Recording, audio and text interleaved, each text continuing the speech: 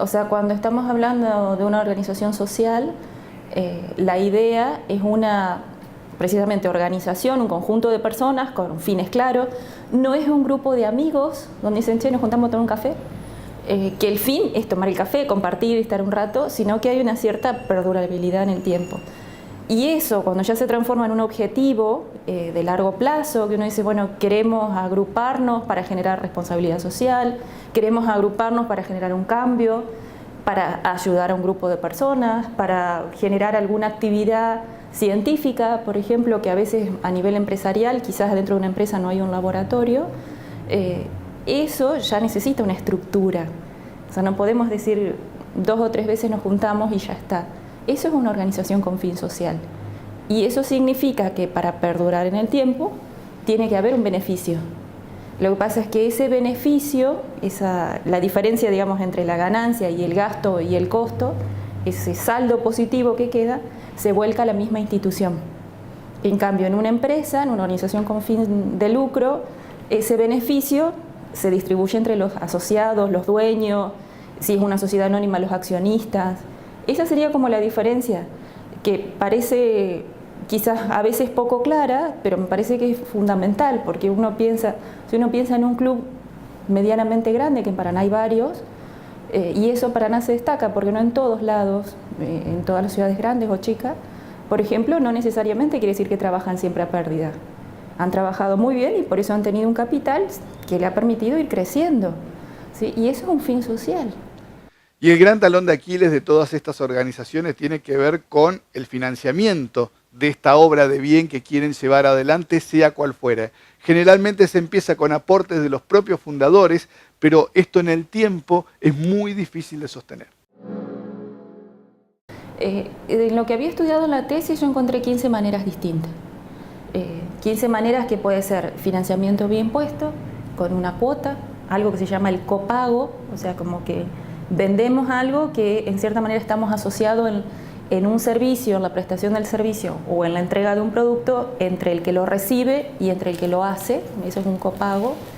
La entrega gratuita puede ser también, buscar un grupo de donantes que me financia y a otro lo entrego de forma gratuita.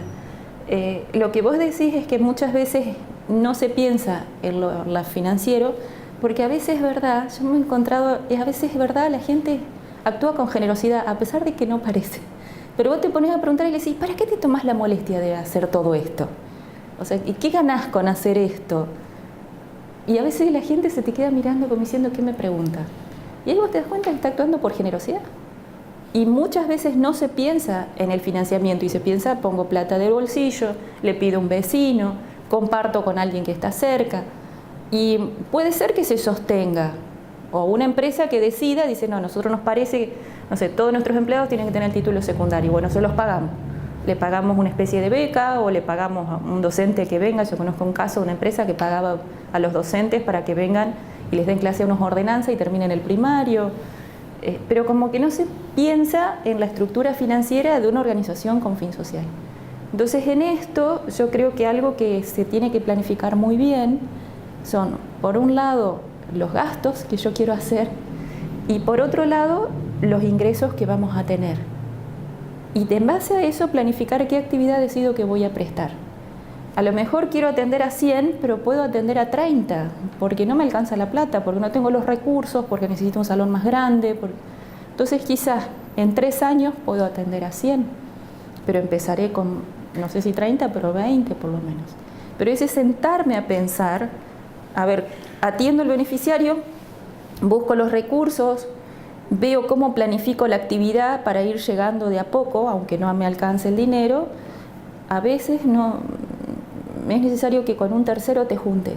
Y una de las formas que se utiliza en todo el mundo para las organizaciones no gubernamentales es la financiación a través de la deducción impositiva de las empresas. En Argentina también se puede hacer, pero es un instrumento que está muy poco desarrollado, que necesita un par de trámites fundamentales, como que la ONG o la organización que vaya a recibir esté inscrita en personería jurídica y otros trámites que estén al día, y que la empresa puede llegar a deducir hasta el 5% de sus impuestos en estos sectores. Y en vez de pagarles el 100% al Estado, le paga el 95% al Estado y el 5% lo destina a este tipo de organizaciones.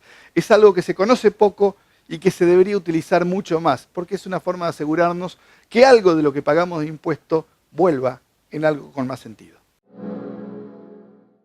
Lo conocen poco. Creo que a veces no está el asesoramiento directamente sobre este tema porque uno está como enfocado en otros temas, ¿no?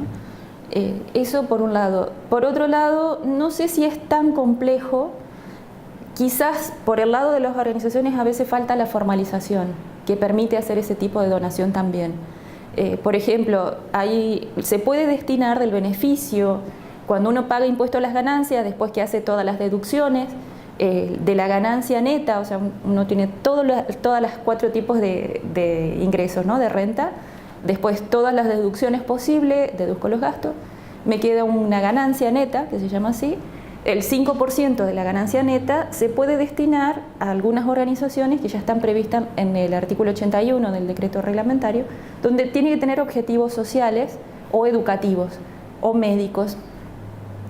Eso, por el lado de la empresa, a veces basta o un aporte en dinero, o puede ser un aporte en especie, que para el aporte en dinero también hay algunos límites mensuales, o sea, yo no puedo decir, bueno, aporto todo junto, sino quizás por mes, un poco cada mes.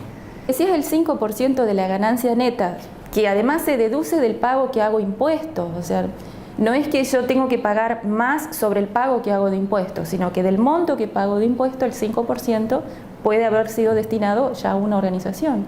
¿Sí? O sea, a veces para una empresa, si una empresa paga 100.000 pesos, el 5% que haya destinado a una organización, a la empresa no le cambia nada, porque en vez de pagarlo en impuestos, lo destina a una organización. Pero eso significa que la organización social tiene que tener bien su estatuto, al día, los estados contables, o sea, en persona jurídica tiene que tener una serie de trámites y además estar en el registro de personas exentas, en AFIP, con todos los papeles al día. Entonces, a veces, el primer paso importante quizás de una empresa hacia una organización de este tipo, que quizás no le cuesta más a la empresa, ni siquiera en dar plata, sino ayudarla a organizarse. Ya sería un impacto social muy grande, porque le está generando o le está solucionando un problema que a veces en las cooperativas, en las mutuales, en una asociación civil, es algo que desconocen. Por Más, ahora es revista y ya está en los kioscos de toda la provincia.